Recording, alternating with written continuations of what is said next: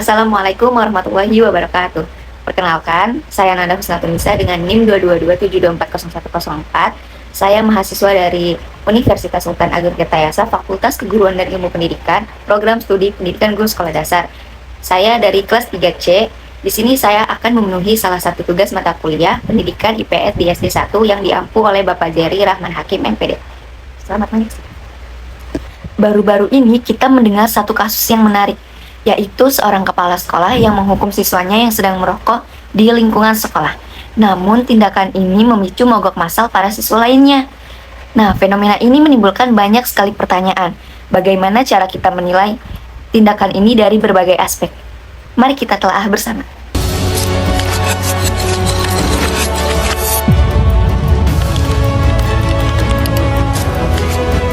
Nah, kejadian ini dimulai ketika seorang siswa tertangkap merokok di lingkungan sekolah.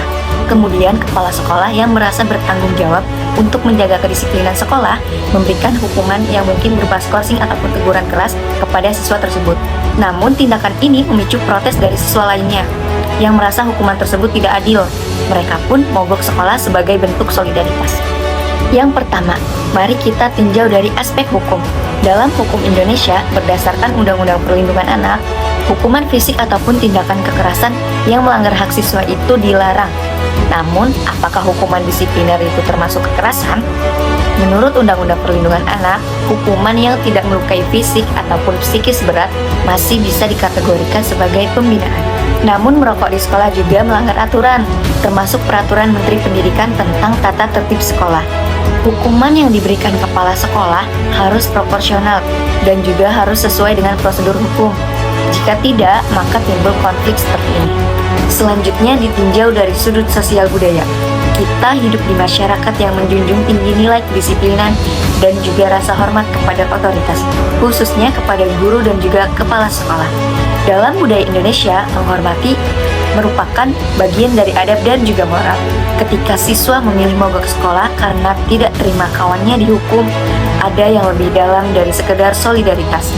Apakah ini bentuk pembangkangan atau krisis moral?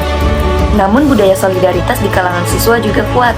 Ketika siswa memilih mogok sekolah karena tidak terima kawannya dihukum, ini menunjukkan bahwa adanya ketidakpuasan kolektif. Ini mungkin menjadi sinyal bahwa komunikasi antara pihak sekolah dan juga siswa perlu diperbaiki. Selanjutnya ditinjau dari segi etika dan juga moral. Dari sisi moral dan juga etika, merokok di usia muda sudah jelas bertentangan dengan norma kesehatan dan juga adat. Namun, cara kepala sekolah memberikan hukuman juga harus mencerminkan teladan moral. Hukuman yang terlalu keras dapat dianggap tidak etis dan juga berpotensi menimbulkan kebencian daripada pembelajaran.